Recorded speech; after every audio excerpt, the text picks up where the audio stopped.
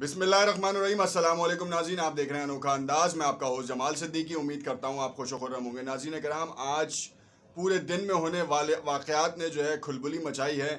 ایک طرف ایئرپورٹ کے اندر کی جو سیکیورٹی کا ماحول تھا وہ دیکھا کہ کس طریقے سے امریکہ کا ایک طیارہ اڑان بھرتے ہوئے کچھ مسافروں کو لے گیا ساتھ میں اپنے، اور وہ بن بلائے مہمان تھے۔ اور پھر ہم نے ایک دردناک منظر دیکھا کہ اس میں سے 2 مسافر جو ہیں وہ گر گئے۔ یہ اتنا دردناک عمل تھا، مگر اس کے پیچھے کہانی کچھ اور ہے۔ آخر کیوں اتنی بےتابی سے جو ہیں لوگ ایئرپورٹ کے گرد جمع ہیں؟ سوال یہ اٹھتا ہے کہ اس وقت امریکہ کے 2500 اہلکار ایئرپورٹ پہ سیکیورٹی کے فرائض انجام دے رہے ہیں، تو کتنی بڑی تعداد ہے جس میں لوگ وہاں پہ موجود ہیں اور طیاروں کی نقل و حرکت کے اوپر روک ٹوک لگ رہی ہے۔ ان تمام باتوں کو تفصیل سے ڈسکس کریں گے۔ دوسری جانب یہ دیکھیں گے کہ اس وقت پینٹاگون نے 500 فوجی اور بھیجنے کا اعلان کیا ہے، اور کابل ایئرپورٹ کی سیکیورٹی ابھی بھی امریکہ کے پاس ہے، طالبان کے پاس اس کی سیکیورٹی نہیں گئی ہے۔ حالانکہ حکومت کے قیام کا اعلان بھی کر دیا گیا ہے، اور بہت سے ایسے اعلان کیے گئے ہیں جو غیر متوقع تھے اور سوالات جنم لے رہے ہیں کہ طالبان کو کیا ہوا ہے۔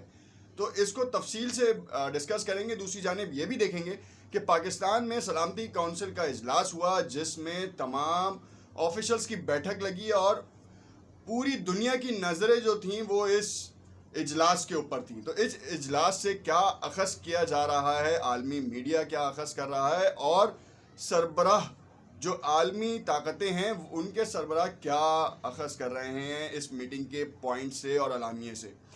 اس سے پہلے ہم التماس کرتے ہیں نئے آنے والوں سے، اگر انہوں نے چینل سبسکرائب نہیں کیا تو اسے ضرور سبسکرائب کریں، اور آنے والی ویڈیوز کے نوٹیفیکیشنز کے لیے بیل کے آئیکن کو ضرور پریس کر دیجیے گا۔ اب تفصیل سے اس چیز کو ڈسکس کرتے ہیں کہ ایئرپورٹ پہ جو مظاہرین، یا کہہ لیں کہ جو مسافر ہیں جو بن بلائے تھے امریکہ جانے کے متلاشی یا دوسرے ممالک جانے کے متلاشی، وہ مسافر کیوں وہاں جمع ہوئے؟ آخر سب سے بڑی بات یہ ہے کہ آخر اتنی بڑی تعداد میں کیسے وہاں پہ جمع ہو گئے، اور سیکیورٹی کے جو 2500 اراکین تھے، جو 2500 فوجی وہاں پر سیکیورٹی کے فرائض انجام دے رہے تھے، وہ روکنے سے قاصر کیوں ہیں؟ ایک طرف یہ بھی دیکھا کہ ایک فوجی نے فائرنگ کر کے 7 افراد کو مار دیا، اور یہ ایک دردناک منظر تھا۔ دوسرا دردناک منظر اس وقت دیکھا کہ جب ٹویٹر کے اوپر اور میڈیا کے اوپر یہ فلم بندی دکھائی گئی کہ 2 افراد جہاز سے گر گئے۔ انوکھا واقعہ تھا، بہت ہی دردناک منظر تھا۔ یہ لوگوں نے اس کو طرح طرح کے نام دیے، مگر بات یہ ہے کہ اس وقت ایسے مسائل اور ایسے وسائل کا استعمال کیوں کیا گیا؟ ایسا کیا تھا کہ وہ مسافر اتنے بیتاب تھے کہ امریکہ کے اس طیارے کے اس حصے میں جا کے بیٹھے جہاں سے بچنا ناممکن تھا؟ طیارہ فضا میں گیا اور اپنا توازن برقرار نہ رکھ سکے وہ مسافر، اور 2 مسافر نیچے گر گئے۔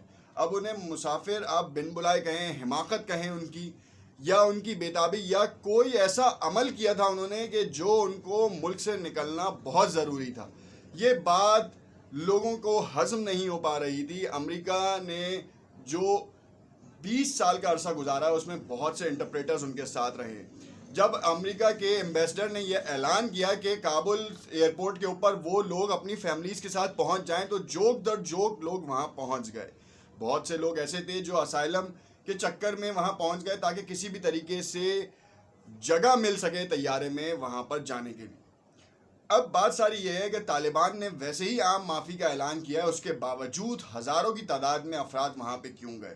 کیا یہ وہ لوگ تھے جو جاسوسی کرتے تھے؟ کیا یہ وہ لوگ تھے جو طالبان سے ڈر کر امریکہ کے لیے کام کرتے تھے؟ جاسوسی الگ ہے، ان کے لیے فوائد کا کام الگ ہے۔ بہت سے ایسے کام بھی کیے گئے ہیں جس سے افغانستان کی معیشت کو سب سے بڑا نقصان ہوا ہے۔ ڈرگ لارڈز جس میں کہلائے جاتے ہیں، مافیا جو ہیں، ان سے تعلق رکھنے والے افراد بھی اس وقت بھاگتے ہوئے نظر آ رہے ہیں، اور بہت جلد اس چیز کا بھی انکشاف ہو جائے گا کہ آخر ان لوگوں کا تعلق کیا تھا اور کیوں اتنی بڑی تعداد میں آئے۔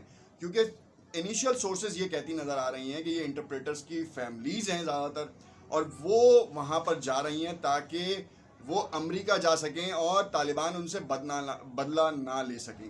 حالانکہ طالبان نے ضمن میں سہیل شاہین نے باضابطہ طور پر کہا کہ ہم عام معافی کا اعلان کرتے ہیں اور اپنے مجاہدین کو تنبیہ کی ہے کہ کسی کے گھر کے اوپر توڑ پھوڑ، کسی کے ساتھ زیادتی نہ کی جائے، کسی سویلین کو زیادتی کا نشانہ نہ بنایا جائے. مگر عالمی میڈیا اس کے برعکس منظر پیش کر رہا ہے اور وہ پرانی ویڈیوز اور وہ کانسیپچول ویڈیوز کے اوپر کام کر رہا ہے. وہ ذہن سازی کر رہا ہے پورے میڈیا کی، اور پورے میڈیا پر یہ کام کیا جا رہا ہے کہ افغانستان میں جیسے طالبان نے پچھلے 20 سال قبل جو کام کیے تھے وہی اس بار دوبارہ ہوں گے. حالانکہ ایسا بالکل بھی نہیں ہے. ہم نے دیکھا کہ کابل سے جو رپورٹرز تھے انہوں نے باقاعدہ ٹویٹس کر کے بتایا ہے کہ اس وقت کی کرنٹ سچویشن کیا ہے، لائیو فیڈز کے اوپر. یہ پرانی تصاویر نہیں ہیں، لائیو کے اوپر انہوں نے اس چیز کا پورا نظارہ دکھایا ہے کہ اس وقت کابل میں نارمل زندگی گزر رہی ہے. صرف ایئرپورٹ کے اطراف میں جو ہے وہ ایک خانہ جنگی سول وار کی سی کیفیت ہے، اور وہ بھی طالبان کی طرف سے کوئی مزاحمت نہیں ہے، بلکہ امریکی فوج اور جو بن بلائے مہمان جسے کہہ لیں جو افغانی ہیں ان کا رش، جس کی وجہ سے فائرنگ کا واقعہ بھی پیش آیا، اور ساتھ میں بہت سے ایسے معاملات ہوئے جس کا تذکرہ شاید ہم اپنے اس ویلاگ میں بھی نہیں کر سکیں گے. سوال یہ اٹھتا ہے کہ آخر اتنا بڑا سیٹ بیک کیسے ہوا. سب سے پہلے تو میں آپ کو بتاتا چلوں کہ کابل کے اوپر چڑھائی کرنے کا جو عزم تھا وہ سہیل شاہین نے پہلے ہی بتا دیا تھا کہ ہم مذاکرات کے ذریعے سے کابل میں داخل ہوں گے. 12 گھنٹے بعد جب انہوں نے دیکھا کہ سیکیورٹی فورسز جو ہیں پورے شہر سے غائب ہو چکی ہیں اور جو ہیں انہوں نے ہتھیار ڈال دیے ہیں، تو چاروں طرف سے طالبان کابل کے اندر داخل ہو گئے. یہ چیز لوگوں کو ہضم نہیں ہو پا رہی کہ بغیر مزاحمت کے طالبان کو کابل کیسے مل گیا. اشرف غنی خاموشی سے راہ فرار اختیار کر چکے ہیں. بیان انہوں نے یہ داغا ہے کہ میں نہیں چاہتا کہ خون خرابہ ہو جس کی وجہ سے مجھے وہاں سے نکلنا پڑا. ساتھ میں انڈین ایجنٹس کو بھی ساتھ لے گئے ہیں جو کہ پاکستان کے خلاف زہر اگلتے تھے. آج ان انڈین ایجنٹس کو چھپنے کا کہیں موقع نہیں مل رہا. تاجکستان گئے ہیں، پہلے تاجکستان اور اس کے بعد عمان جائیں گے، جہاں سے وہ ایک پوری نئی کیمپین چلائیں گے جس کے بارے میں یہ متضاد اطلاعات ہیں کہ یہ ان کا ایم ہے. مگر اس وقت دیکھنا یہ ہے کہ افغان عوام کے ساتھ کیا رد عمل اختیار کیا جاتا ہے طالبان کا، کیونکہ 75,000 کے قریب صرف طالبان تھے. 3 لاکھ افغان فورسز کے جو لوگ تھے اب وہ طالبان کے ساتھ شریک ہو چکے ہیں، یعنی کہ یہ تعداد کم و بیش 4 لاکھ تک پہنچتی ہے. اور یہ 4 لاکھ کی جو سیکیورٹی ہے وہ پورے افغانستان کا نظام سنبھالے گی. اب ان کی حکومت کو کون قبول کرتا ہے اور کون نہیں کرتا آنے والا وقت بتائے گا، کیونکہ متعدد ممالک کی طرف سے بزنس اپرچونٹیز کے اوپر کام کیا جا رہا ہے. ہمارے ایک سبسکرائبر نے سوال کیا تھا کہ امریکہ اور طالبان کا دوحہ میں جو معاہدہ ہوا اس میں انفراسٹرکچر کی بحالی میں امریکی کمپنیاں کام کریں گی. یہ بات صرف ایک سراسر جھوٹ پہ مبنی ہے، صرف یہ اڑائی گئی ہے کیونکہ اس کا کوئی بھی ثبوت نہیں ملتا. افغانستان میں طالبان جو ہیں وہ خود سے اس وقت ٹیکنالوجی کا استعمال کر رہے ہیں، اور ساتھ میں چائنا ان کی بیک پہ ہے، ساتھ میں پاکستان ہے اور ایران. بہت سے لوگوں کا خیال تھا کہ طالبان جو ہیں وہ افغانستان پہ قبضہ کرنے کے بعد ایران کا رخ کریں گے، حالانکہ ایسا بالکل نہیں ہے. ایران نے تو اس پورے معاملے میں بڑی پیش رفت دکھائی ہے، اور اس میں طالبان کے ساتھ اشرف غنی کے معاملات کو ٹھیک کرنے کی بھی بات کی گئی تھی، اور ساتھ میں طالبان کو سپورٹ کی بھی بات کی گئی تھی. پورے بارڈر کے اوپر جو ہے وہ ایران نے ان کو سپورٹ کیا، جس کی وجہ سے پورا بارڈر سیکیور ہوا، اور یہ ایک پوری اسٹریٹجی تھی. تو یہ بات جھوٹ پہ مبنی نکلی ہے کہ اس وقت ایران جو ہے وہ ان کے اگینسٹ ہے.